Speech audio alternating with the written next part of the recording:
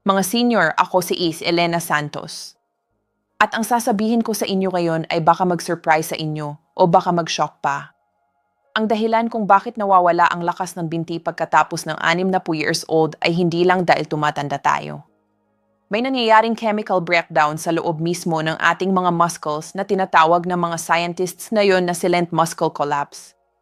May study mula sa Journal of Geriatric Medicine na nakahanap na pagkatapos ng 60, ang katawan natin ay gumagawa na lang ng 79% less ng mga proteins na kailangan para i-repair at i-rebuild ang leg tissue. Kaya nga yung simple things tulad ng pagtayo, pag-akyat ng hagdan o paglakad ng matagal ay nagiging mas mabigat na ang pakiramdam. Hindi dahil mahina ang binti nyo, kundi dahil gutom na gutom ang muscle fibers nyo sa tamang nutrients.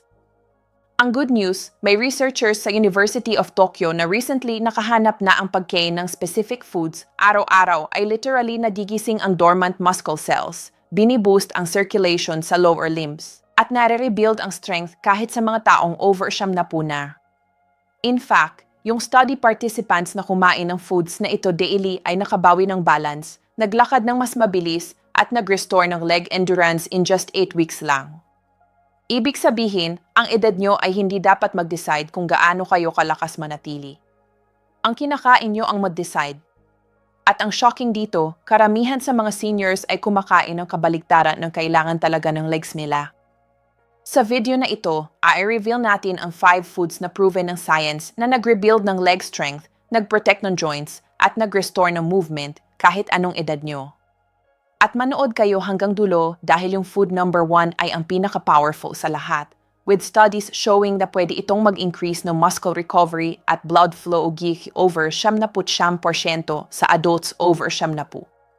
Makikita nyo ang lahat ng research at medical studies sa description below kung gusto nyo mag-dive deeper pagkatapos manood. Bago tayo magsimula, quick question lang. Saan kayo nanonood ngayon? Babasahin ko at re-replyan ko ang maraming comments hanggat kaya ko. So share nyo ang experience nyo. Baka ma-inspire nyo ang ibang nanonood din ngayon. Ngayon, without any further delay, magsimula na tayo sa food number 5 dahil bawat kagat ng tamang food ay pwedeng ibalik ang lakas nyo mas mabilis pa sa iniisip nyo. Number 5, kamote. Ang 5th most powerful food para sa pagpapanatili ng strong legs hanggang 70 nyo ay baka mag-surprise sa inyo dahil hindi ito protein source. Pero ang kamote ay tahimik na gumagawa ng miracles sa muscles ng elderly populations dito sa Pilipinas for centuries na. Nung sinuri ng Harvard researchers ang diets ng pinakamalakas na elderly people sa mundo, natuklasan nila na yung mga kumakain ng kamote at least 4 times per week ay may 60% more type, 2 muscle fibers sa legs nila kumpara sa mga bihira kumain nito. Ang kamote ay may tinatawag na beta-carotene na kino-convert ng katawan nyo into vitamin E. At ang vitamin A na ito ay gumagawa ng something remarkable sa muscle cells nyo na recently lang naintindihan ng scientists. Ini-protect nito ang mitochondria na parang tini-power plants sa loob ng muscle cells nyo from oxidative damage na nag-a-accumulate habang tumatanda tayo. Isipin nyo parang rust-proofing para sa cellular engines nyo. Pero dito mas nagiging interesting. Ang kamote ay puno rin ng potassium, containing about 700 mg per medium potato, na crucial para sa muscle contraction at prevention ng painful nighttime leg cramps na nakakaranas ng maraming older adults. Ang purple varieties, lalo na yung ubi kamot dito sa Pilipinas, ay may additional compounds na tinatawag na anthocyanins na natuklasan ng researchers na pwedeng mag-increase ng muscle endurance big up to 23%. Ngayon, ang paraan ng pag-prepare nyo ng kamote ay gumagawa ng all the difference sa mundo para sa leg strength benefits. Karamihan sa mga tao ay gumagawa ng critical mistake na inipil ang kamote, pero ang balat ay may karamihan ng fiber at compound na tinatawag na chlorogenic acid na tumutulong mag-regulate ng blood sugar, preventing insulin spikes na actually pwedeng mag-breakdown ng muscle tissue. Ang optimal preparation method, according to Japanese longevity experts, ay i-steam ang buong kamote with skin on for about 25 to 30 minutes hanggang sa maging soft pero hindi mushy. Nare-preserve nito ang maximum amount ng nutrients at actually ini-increase ang bioavailability ng beta-carotene give up to 300% kumpara sa pag-boil o pag-microwave. Pagkatapos steam, hayaan niyang lumamig ng kaunti at kainin niyo with a small amount of fat tulad ng teaspoon ng olive oil o coconut oil dahil fat-soluble ang beta-carotene at kailangan ng fat para ma-absorb ng maayos ng katawan niyo. Ang timing ay importante rin.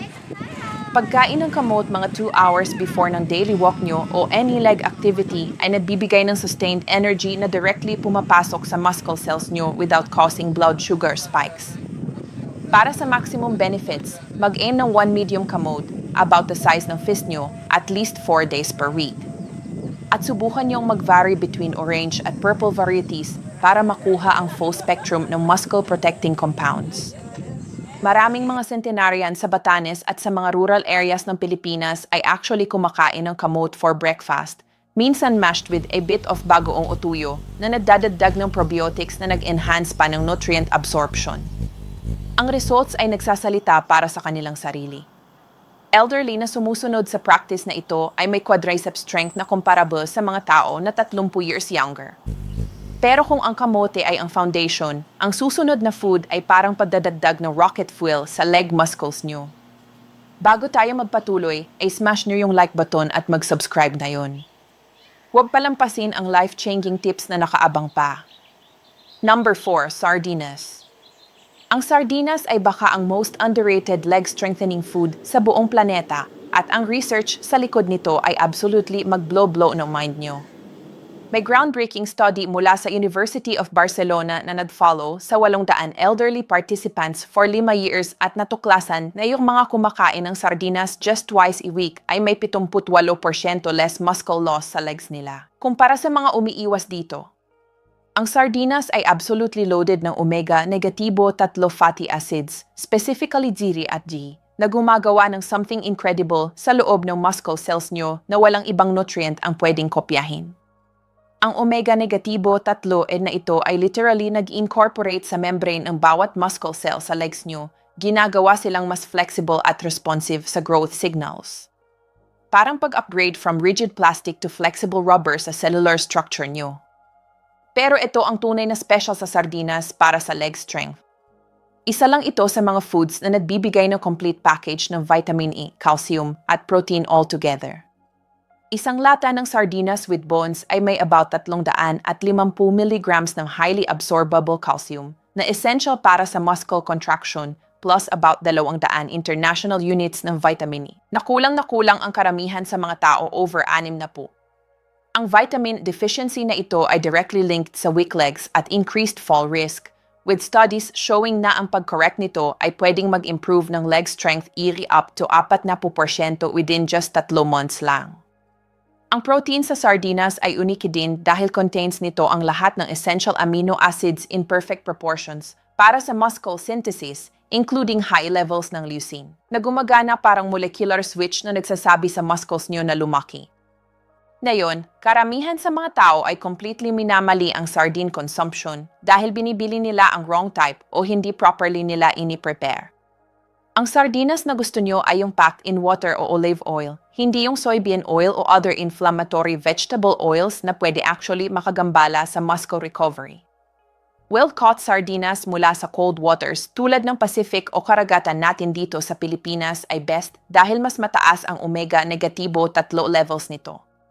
Ang absolute best way na kainin ang sardinas para sa leg strength ay straight from the can with bones included dahil sa soft edible bones na iyon ay nandoon ang karamihan ng calcium. Kung bago pa lang kayo sa sardinas, magsimula sa pagmash nito with a fork at i-mix sa lemon juice o calamansi na hindi lang nag-improve ng taste kundi nag-increase din ng iron absorption up to 4 times.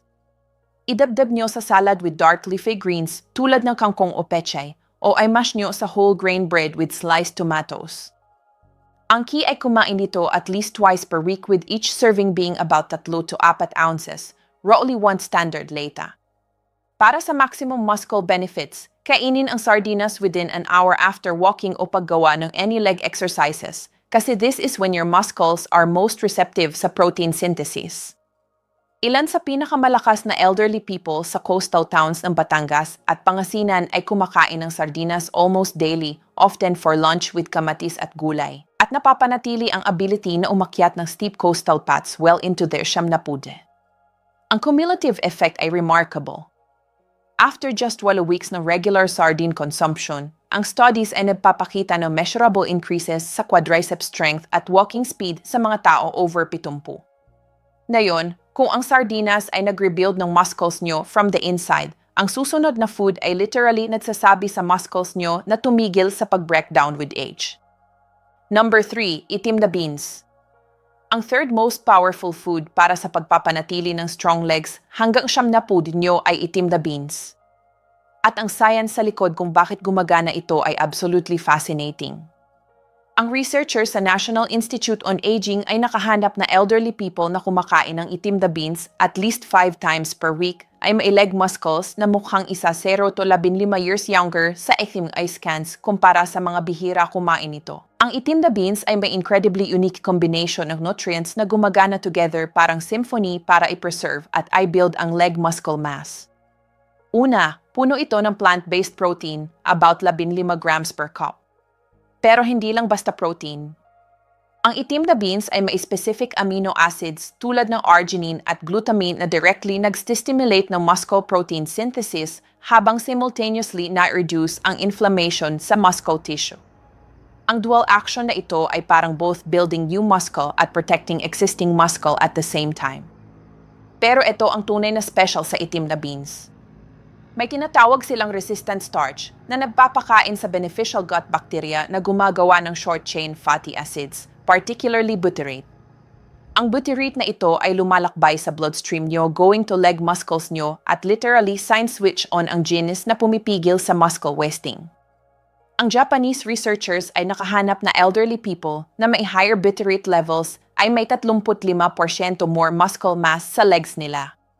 Ang itim na beans ay puno rin ng magnesium, about 120 mg per cup. At ang magnesium ay absolutely crucial para sa muscle function dahil tumutulong itong mag-relax ng muscles nyo after contraction. Without enough magnesium, ang leg muscles nyo ay nananatiling partially contracted, leading to weakness, cramps, at yung heavy leg feeling na nararanasan ng maraming older people. Ang folate sa itim na beans, about 250 micrograms per cup, ay tumutulong mag-build ng new muscle cells at mag-repair ng damaged ones, while ang iron ay nag-ensure ng oxygen delivery sa working muscles. Ngayon, ang paraan ng pag-prepare ng karamihan sa mga tao ng itim na beans ay sinasirado ang maraming muscle-building compounds na ito, na isang tragedy. Kung gumagamit kayo ng canned beans, laging hugasan nyo ng mabuti para matanggal ang about 40% ng sodium. Pero panatilihin nyo ang liquid from home-cooked beans dahil may valuable nutrients doon. Ang optimal preparation ay nagsisimula sa pag-soak ng dried itim na beans overnight sa tubig with 8 tablespoon ng suka o kalamansi na nag-breakdown ng phytic acid na pwedeng mag-block ng mineral absorption. Pagkatapos isoak, ay drain at lutuin sa fresh water. Lutuin nyo slowly sa gentle simmer for about 70 minutes hanggang sa maging creamy pero nananatiling nakahold ang shape nila. Ang timing ng black bean consumption ay matindi ang importance para sa leg strength. Ang pagkain nito 4 to 5 hours before bedtime ay nagbibigay ng slow-releasing amino acids na pumipigil sa muscle breakdown during sleep kung saan nangyayari ang karamihan ng age-related muscle loss. Para sa maximum benefits, mag-aim ng half a cup ng cooked itim na beans at least 5 days per week. Ideally, ay combined with whole grain tulad ng brown rice o quinoa para gumawa ng complete protein na katulad ng meat para sa muscle building power.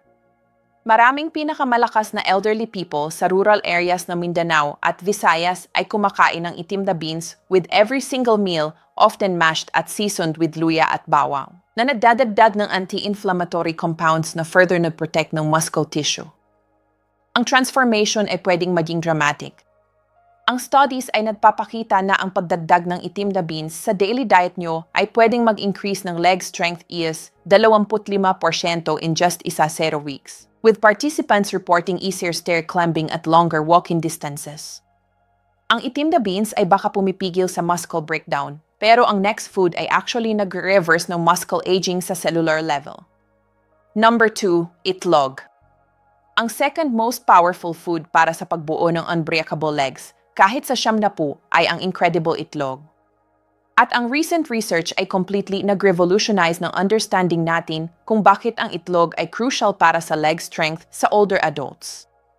May landmark study mula sa University of Illinois na nakahanap na elderly people na kumakain ng whole eggs daily ay may 57% more muscle protein synthesis sa legs nila kumpara sa mga kumakain lang ng egg whites o umiiwas completely sa itlog. Ang discovery na ito ay nag-shatter ng old belief na ang egg whites ay superior para sa muscle building.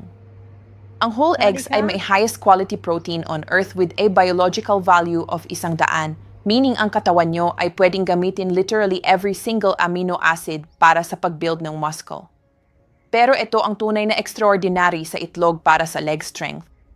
Ang yolk ay may vitamin E, choline, at leucine in perfect proportions na nag-trigger ng something called the mTOR pathway na basically ang master growth switch ng muscles nyo.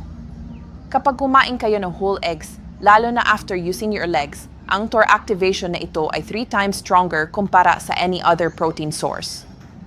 Ang choline sa egg yolks, about 147 mg per egg, ay absolutely critical para sa muscle contraction dahil tumutulong itong mag-produce ng acetylcholine, isang neurotransmitter na nagsasabi sa leg muscles nyo kung kailan at gaano kalakas ang pag-contract.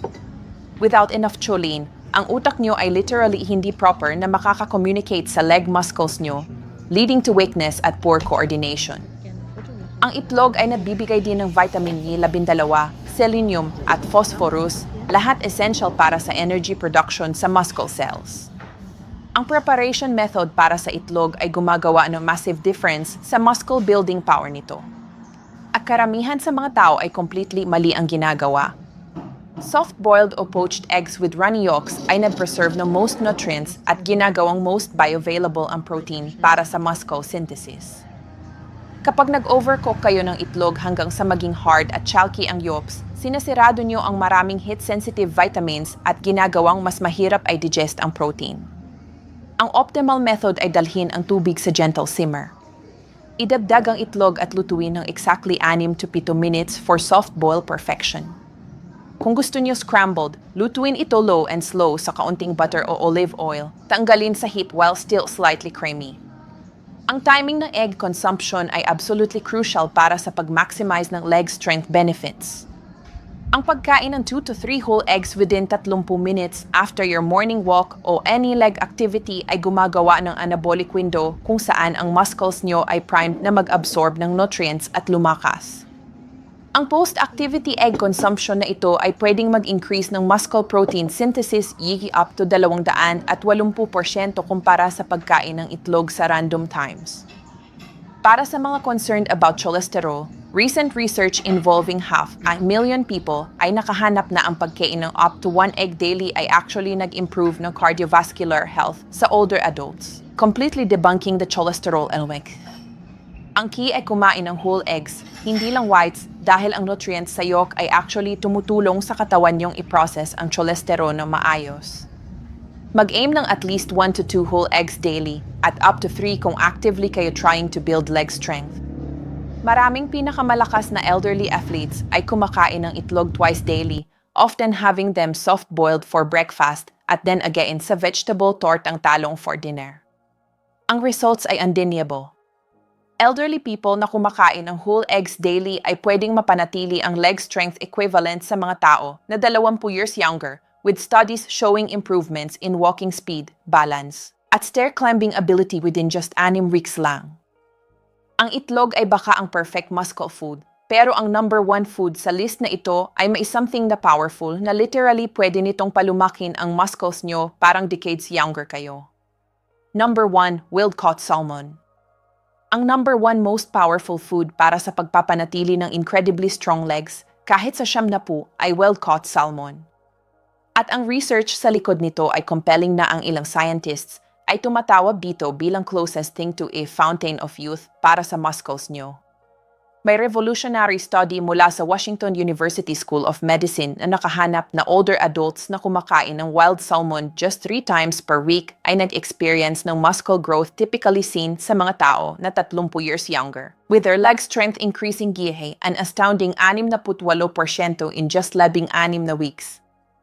Ang wild salmon ay may something absolutely unique na tinatawag na astaxanthin, isang powerful antioxidant na nagbibigay sa salmon ng pink color nito at gumagawa ng something miraculous sa muscle cells nyo na walang ibang food ang pwedeng kopyahin. Ang astaxanthin na ito ay pumapasok deep into muscle mitochondria nyo at iniprotect ang mga ito from oxidative damage na normally nagkikos sa muscles na lumambot with age. Parang pag-install ng protective force field around your cellular power plants. Pero ito ang nagpapagawa ng wild salmon bilang ultimate leg strengthening food. May perfect storm ito ng muscle-building nutrients all in one package. Nakakakuha kayo ng 22 grams ng complete protein per 3-ounce serving. Massive doses ng omega-negatibo 3 fatty acids na nag-reduce ng muscle inflammation. Vitamin inabihira sa food. At high levels ng creatine na directly pumapakain sa muscle contractions. Ang specific omega-negatibo 3 sa wild salmon, GA at GD, ay nag-incorporate directly sa muscle cell membranes nyo, ginagawa silang mas responsive sa growth signals at mas resistant sa breakdown. Ang studies ay nagpapakita na ang omega-negatibo 3 levels sa wild salmon ay up to 4 times higher kumpara sa farm salmon, kaya nga absolutely essential ang wild caught. Ang vitamin E sa wild salmon ay particularly special dahil 3 form ito, ang same type na ginagawa ng katawan nyo from sunlight. At just 1 serving ay nagbibigay ng over 100% ng daily needs nyo. Ang vitamin E na ito ay gumagana synergistically with protein para i-activate ang muscle stem cells, literally tumutulong sa inyong mag-grow ng new muscle tissue kahit nasa 80 at 90 na kayo. Ang preparation ng wild salmon ay absolutely critical para sa pag-maximize ng leg strengthening benefits nito. At may one method na namumuna sa lahat. Ang optimal way ay lutuin ito na skin-on sa medium-low heat, either pan-seared o baked sa 165 degrees Celsius for about 12 to 15 minutes hanggang sa just cooked through pero moist pa rin at madaling mag-flake. Ang overcooking ay sinasirado ang delicate omega-negatibo 3A at na-reduce ang protein digestibility DV up to 40%. Timplahan nyo simple with calamansi, herbs at kaunting sea salt na tumutulong sa muscle hydration. Ang balat ay incredibly important. May highest concentration ito ng omega-negatibo 3A at dapat laging kainin kung posible. Para sa maximum muscle benefits, kainin ang wild salmon within 2 hours after any leg activity o exercise, as this timing optimizes protein synthesis at na-reduce ang inflammation from exercise. Ang portion size ay importante din mag-aim ng 4 to 6 ounces per serving na nagbibigay ng about 30 to 45 grams ng protein, ang perfect amount para sa pag-maximize ng muscle protein synthesis sa older adults. Kainin ang wild salmon at least 3 times per week, ideally on non-consecutive days, para mapanatili ang steady levels ng omega-negatibo 3 sa muscle tissue nyo. Maraming pinakamalakas na elderly people sa coastal provinces ng Pilipinas, tulad ng Palawan at Zambales ay kumakain ng wild salmon o local fish tulad ng maya-maya at lapu-lapu almost daily during fishing season. Often sinisinigang o inihaw with extra calamansi para sa year-round consumption. Ang iba ay kumakain pa ng fish for breakfast, paired with eggs para sa ultimate muscle-building meal. Ang transformation mula sa regular wild salmon consumption ay remarkable. Ang studies ay nagpapakita ng increased muscle mass, improved walking speed, better balance, reduced inflammation, at even enhanced cognitive function na tumutulong sa movement coordination. After just 12 weeks ng pagkain ng wild salmon 3 times per week, ang participants sa studies ay nagre-report na feeling nila ang legs nila ay decades younger. With marami ang nakaka-resume ng activities na hindi na nila nagawa for years, tulad ng pag-hiking, pagsayaw, o paglalaro with apo sa sahig. Ang path para sa pagpapanatili ng powerful legs well into your 70 ay hindi matatagpuan sa Gifit o pharmacy, kundi right in your kitchen with these 5 incredible foods na gumagana together para i-preserve, i-protect, at even i-rebuild ang leg muscles nyo at any age. Magsimula sa pag-incorporate ng foods na ito gradually, magsimula sa just 1 or 2 at build up para isama ang lahat ng 5 sa weekly routine nyo. At tandaan na ang consistency ay far more important kumpara sa perfection. Ang legs nyo ay nag-carry sa inyo through decades of life. At with these scientifically proven foods, Patuloy silang mag-carry sa inyo ng malakas through many more adventures to come. Kung ang video na ito ay nag-open ng eyes nyo sa power ng food para sa pagpapanatili ng strength habang tumatanda kayo, please hit that subscribe button at ring the notification bell para hindi nyo ma-miss ang science-backed health content namin. Salamat sa panonood.